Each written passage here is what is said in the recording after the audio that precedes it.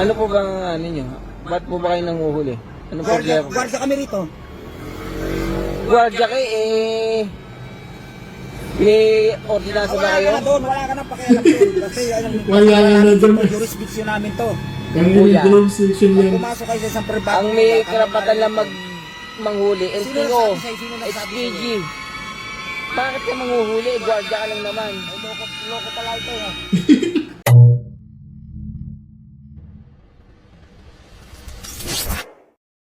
Hello mga stories! Welcome back sa isa namang road vlog natin o content natin dito sa ating channel ng Maxos.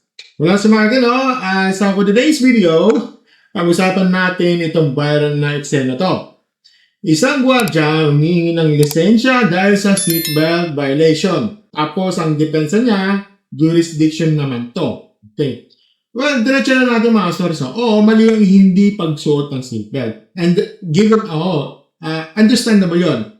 Mali naman talaga, oo. Pero ibang usapan ang pag ang naguhuli ay posibleng wala namang malinaw na legal authority para manghuli o kumuha ng lisensya. Okay? At dito tayo magiging praka dito. Hindi porket may uniforme, may kapangyarihan na agad. Okay?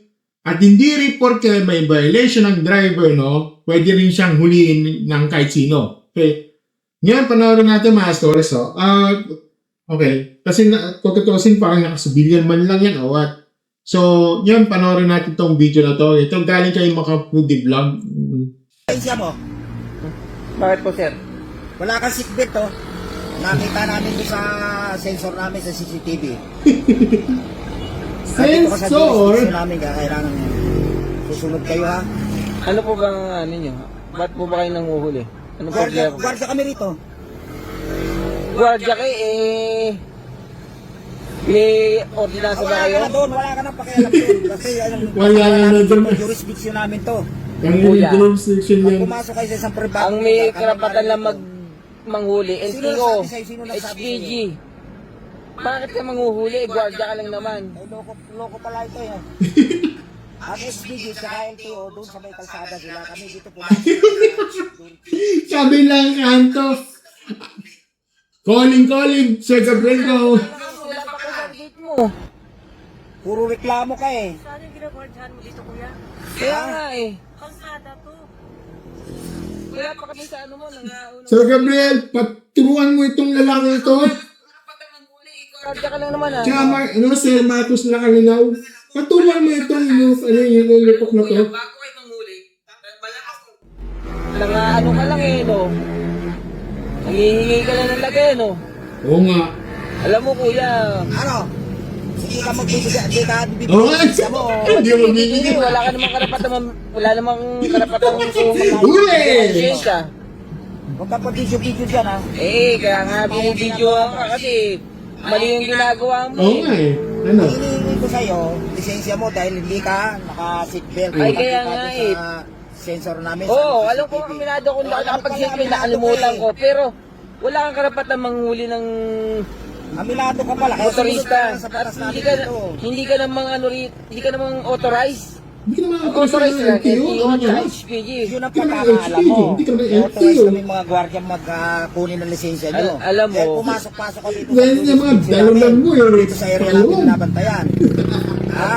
Alam mo, gawa-gawalan nyo lang naman yan Hindi mo kayo inauthorize Ano sabi mo? Pulis, tsaka LTO Bakit ka manghuhuli?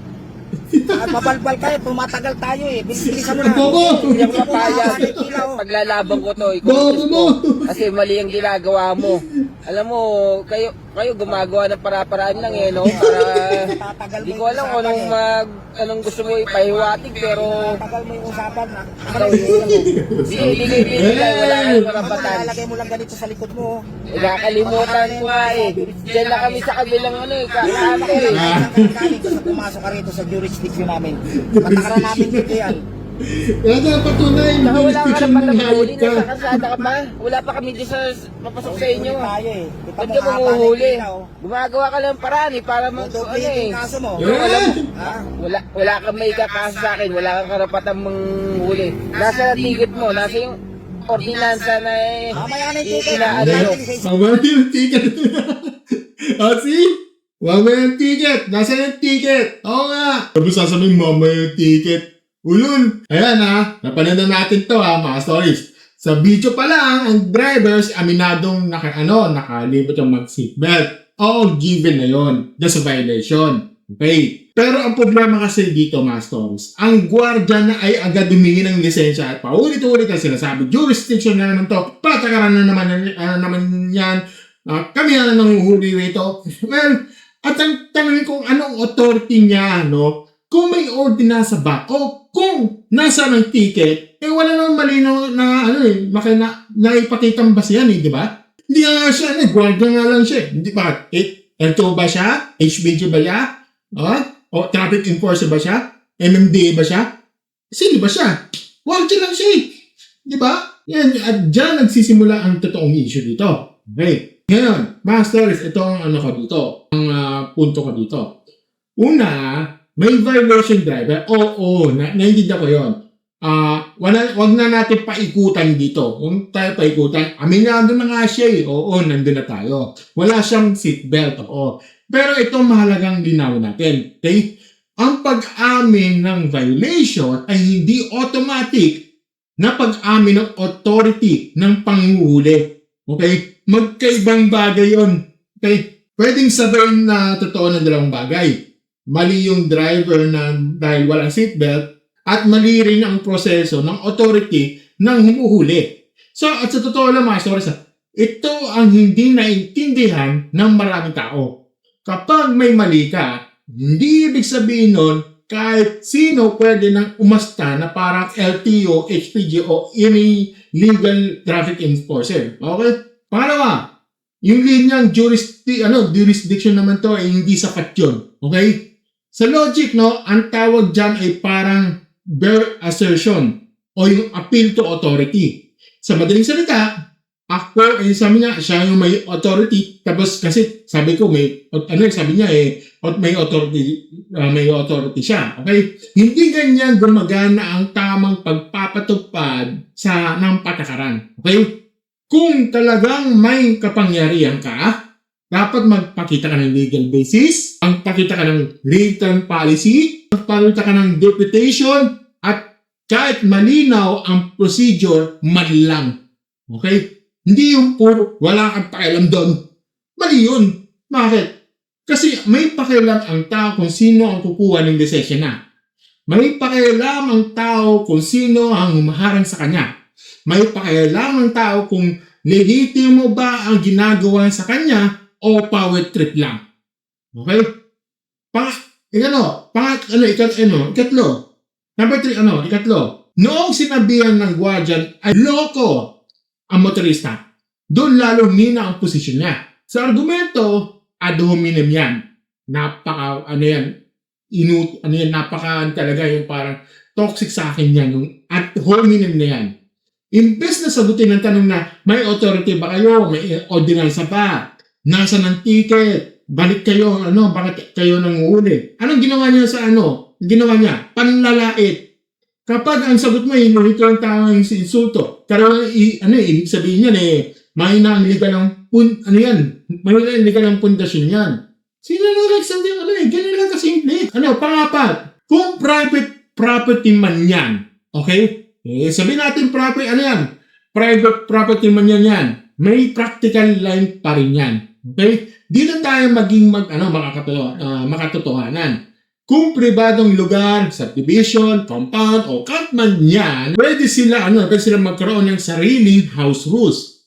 Halimbawa, pwedeng palalahanan ng pagpasok, di ba? Pwedeng sabihin, magsuot muna ng seatbelt, di ba? Pwedeng i-deny ang entry. Pwedeng i-report sa admin. Pwedeng tumawag ng authorized enforcer kung kinakailangan. Okay? Pero ang tanong ko dito, pwede ba sila mismo ang manghuli at gumawa ng lisensya? Diyan kailangan ng sobrang linaw ng legal basis. Okay? Hindi sapat yung linyang patakaran namin dito. Kasi mali yun, hindi yung ganun. Hindi sapat yun, okay? Kasi ang patakaran na walang malinaw na authority ay pwedeng maging abuso to.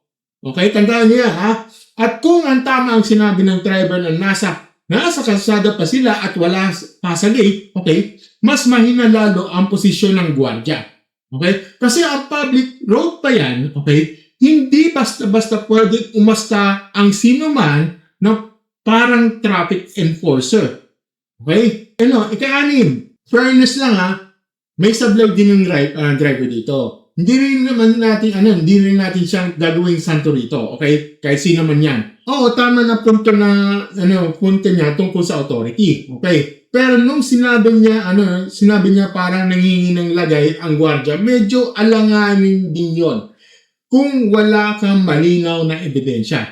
Okay? Sa logic, mga stores, pwedeng pumasok dyan ng hasty conclusion o premature accusation. Kapag wala ka pang patunay dyan, huwag agad magbato ng mamigat na akusasyon. Okay? Mas malakas sana na panit niya kung nanilitili lang siya sa facts. Wala kang pinakitang authority, wala kang ordinansa, wala kang ticket, wala pa kami sa gate. Bakit mo kukunin yung lisensya ko? Diba? Yan ang solid. Yan ang pag dinagdagan mo pa ng parata na wala namang pruweba, minsan humihina rin ang kaso mo sa mata ng manonood. Okay? Ika-anim, ito na. Ikalima pala yung kanina. Ika-anim ito. Ito ang pinakapunto ko rito. Ang tunay na issue dito ay hindi seatbelt lang. Okay? Ang tunay na issue dito ay authority, process, at respeto. Okay? Kasi sa maayos ng sistema dito, hindi pwede yung uniforme ng authority na. Bantay lang, enforce na. Jurisdiction lang, legal na agad. Sigaw lang, tama na agad.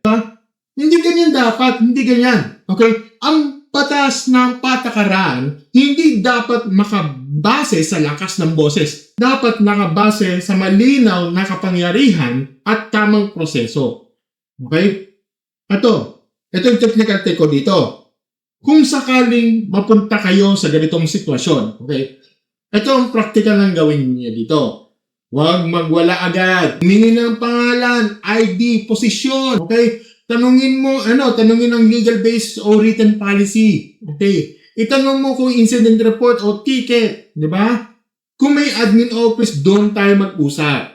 Okay? Kung public road ang ng usapan dito, humingi ng presence ng authorized enforcer o police. I-document na maayos ang usapan. Kalma lang, pero firm. Di ba? Hindi mo kailangan maging bastos para ipaglaban ang karapatan mo. Okay? At, kung may mali ka, tulad ng, walang seatbelt, okay? Tanggapin mo yon. Pero hindi ibig sabihin nun na isusuko mo na rin ang karapatan mong magtanong kung tama ba ang umaharang sa'yo. Okay? Kaya masters, ang masasabi ko lang dito, base sa clip na mas malakas ang punto ang motorista sa usapin ng authority. Pero may mali pa rin siya sa seatbelt. Okay? For your information, At yan ang gusto kong idiin dito. Pwedeng may violation ka at pwede rin mali ang nanguhuli sa'yo. Okay? Hindi porket mali ka sa isang bagay, tama na agad ang lahat ng ginawa niya. O ginawa niya sa'yo. Okay? Hindi porket na mali ka sa isang bagay, tama na agad ang lahat ng ginawa sa'yo. Para sa akin, ang pinakadelikadong linya sa buong video na to ay hindi yung wala kang seatbelt. Ang pinakadelikado dito ay yung mindset na nandito ka sa amin, kaya kami ang masusunod kahit hindi namin mapaliwanag ang authority namin. Diyan magsisimula ang abuso. Hindi sa malaking kapangyarihan lagi, minsan sa maliit na pwesto, maliit na gate, at maliit na ego. At dapat tandaan mga stories, rule of law, hindi rule of uniform. Okay? Kaya mga stories, ano sa tingin nyo rito, Tama ba ang gwardiya? O tama yung motorista na questionin ng authority? At kung kung kayo ang nasa sitwasyon na yan, ibibigay mo agad ang lisensya nyo? Well, comment nyo sa baba, kung gusto nyo mga ganitong diretsahan logical mo. Walang paikot-ikot ng komentaryo dito, don't forget to like, share, subscribe sa ating channel, and click the notification button sa ating baba. As always, mga stories, thank you, and have a good episode. Bye. Okay. I know na napapakita ang mukha nito. Okay?